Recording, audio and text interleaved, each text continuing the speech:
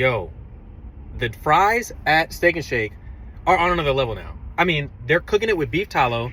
It has a completely different flavor than what I had experienced before, and I'm loving it because I made beef tallow before. I went and got a whole like New York loin and I cut it down and made steaks out of it, but I had a lot of fat trimmings to take off, and I set those in the crock pot overnight, let them render down, took all that fat, bottled it up, and I was using it to cook stuff, right?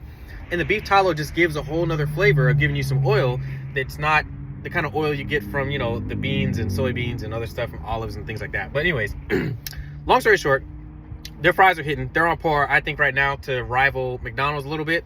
But the next thing I saw when I went to Steak and Shake, you can pay for your meal now with your credit card, with cash, or even with cryptocurrency. Like, you can literally press a button and pay with your crypto. That is a big deal if you think about things in the market and what's going on in the world. Because even if you're not believing crypto, because it's a learning curve to get involved in crypto and start investing in it if that's something you want to get into.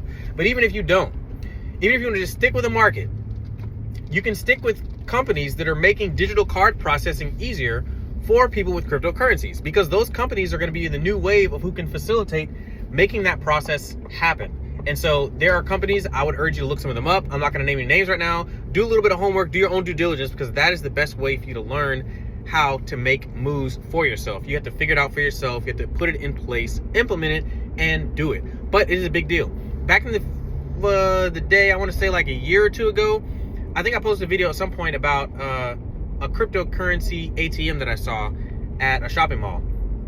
And I said, this is interesting. So you can literally pull Bitcoin and convert it so that you can use it to pay for stuff in the mall to cash. I was like, this is crazy. So all those card processing companies that have to do those backdoor behind the scene transactions are now becoming mainstream. Because at Steak and Shake, you can pay with crypto. You can go to the mall, go to a crypto ATM and get some crypto. Then crypto's not going anywhere. People are starting to use it as a way and a means of paying for products and services.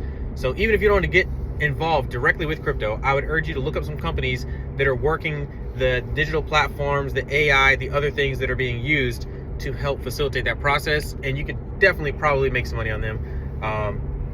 But you know, do your own research, figure out what you think is good for you, and then dive into what you see as a potential possibility for the future.